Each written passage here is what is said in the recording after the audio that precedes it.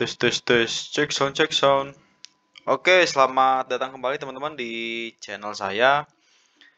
Ya, eh minggu ini memang minggu-minggu sulit ya teman-teman. Jadi eh kripto ya khususnya dimulai dari Bitcoin itu mengalami penurunan dan ya disusul juga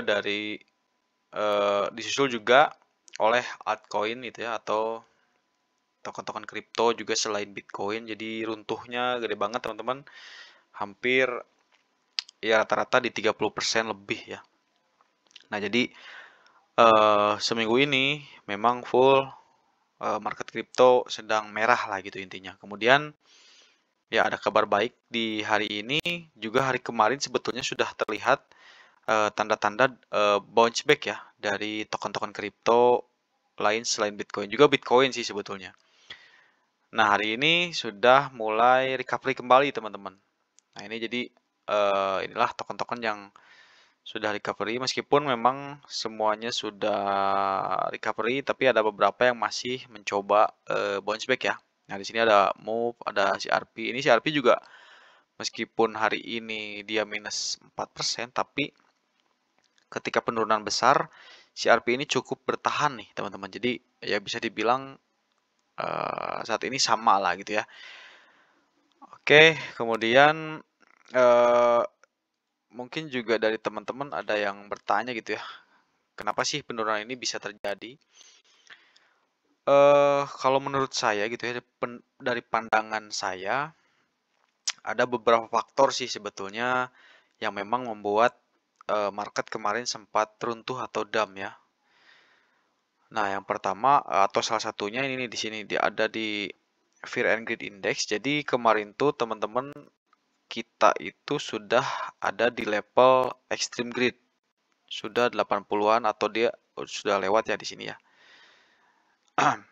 Nah, di sini. Namun juga sebetulnya extreme greed tidak selalu buruk ya. Kadang juga bisa memacu untuk token-token naik tinggi. Nah, di sini juga ada history. Jadi ketika mulai masuk ke extreme greed, dia turun jauh ya. Ini di sini ada 3 kali total. Di sini pertama dia turun jauh, kemudian kedua juga di sini dia hampir lama turun, bahkan dia sudah mencapai extreme greed di 92 poin ya. Kemudian turun lagi, bahkan dia down banget. Kemudian nah kemarin itu sudah masuk ke extreme greed, namun masih belum ya kalau di data sebelumnya dia sudah 92. Nah, kemarin tuh paling tinggi ada di 88, teman-teman. Kemudian dam. Nah, dia damnya juga tidak sedalam sebelumnya ya. Jadi masih bisa kita bilang ini adalah retention atau apa ya? Turun sedikit untuk naik lebih tinggi harusnya gitu ya. Nah, kemudian faktor lainnya jadi teman-teman peristiwa kemarin tuh sebetulnya bisa saya simpulkan juga bisa jadi investor-investor lama sedang taking profit nih teman-teman. Jadi ada beberapa memang token-token yang seperti kemarin tuh ada XRP, kemudian Cardano ya. Nah itu holdernya tuh sudah lama menunggu bahkan untuk break even point teman-teman. Jadi semisal eh sorry saya coba rubah ke time frame per 1 jam ya. Nah, misal untuk si holder XRP deh, ada memang investor-investor ya di misalkan di ya di sini nih. Dia beli bahkan kayak di pucuk ya di sini nih, misalkan di 2021. Ini kan seperti pucuk ya. Kemudian dia seperti XRP ini dia konsolidasi cukup lama teman-teman, bahkan tahunan nih. Dia adanya di level ini terus. Nah, juga mungkin ada yang beli di sini nih di pucuk nih di 2023. Dia beli di sini, kemudian turun terus konsolidasi sampai beberapa tahun ya, sampai 1 tahun sampai 1 tahun kemudian dia mencapai titik ini teman-teman, bahkan lebih ya, dia sampai ratusan persen. Nah inilah kesempatan holder-holder lama yang terjebak lama gitu ya di sini sampai setahun. Ketika kemarin dia bahkan melampaui break even pointnya dan sampai ratusan persen. Jadi memang menurut saya itu adalah aksi taking profit ya dari holder-holder lama. Dan juga memang token-token lama sih kebanyakan. Kayak misalkan ada USDT juga atau Cardano naik gila-gilaan. Sementara di beberapa bulan sebelumnya dia naik juga namun langsung dump ya. Nah, apalagi lihat teman-teman bisa lihat kalau si Cardano ini bahkan dia sudah jauh lah tinggi ya. Jadi di beberapa harga ini mungkin ada yang sudah beli, entah di sini mungkin di pucuk sekali, apa mungkin di sini ya, atau juga di sini nih.